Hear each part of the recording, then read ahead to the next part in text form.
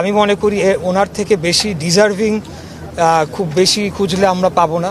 কিভাবে তিনি একা আমাদের পার্টি অফিসের সামনে গিয়ে বসেছিলেন যখন কেউ সেখানে যেতে সাহস পাচ্ছিলেন না। প্রথমে আমাদের দীর্ঘদিনের একজন রাজপথ থেকে উঠে আসা লড়াকু যোদ্ধা থেকে নেতা, পরবর্তীতে আমাদের মহাসচিব এবং আমাদের একজন অভিভাবক, বিশেষ করে আমাদের নেত্রী মরহুমা দেশনেত্রী বেগম খালেদা জিয়া গ্রেফতার হয়ে যাওয়ার পর আমরা যারা রাজপথে ছিলাম আমরা অনেকটাই হতাশায় নিমজ্জিত হয়েছিলাম।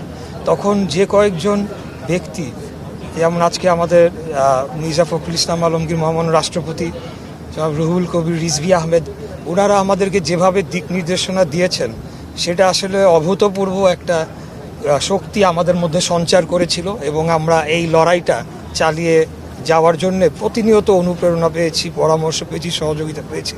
তা আমি মনে করি ওনার থেকে বেশি ডিজার্ভিং খুব বেশি খুঁজলে আমরা পাবো না।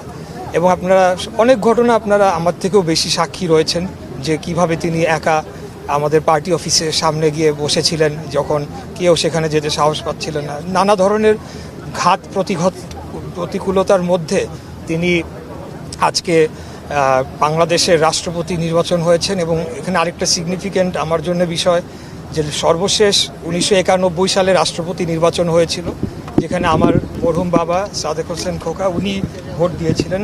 এরপর সম্ভবত 35 বছর পরে প্রথম রাষ্ট্রপতি নির্বাচন হলো, সেখানে আমি ভোট দিতে পারলাম। এবং আমার বাবার সাথে আজকের মহামান্য রাষ্ট্রপতি মির্জা ফখরুল ইসলাম আলমগীরের একটা অত্যন্ত গভীর সম্পর্ক ছিলেন, যেটা অনেকেই জানেন। তো উনি সবসময় একজন পিতৃতুল্য ফাদার ক্যারেক্টার ছিলেন আমার জন্য।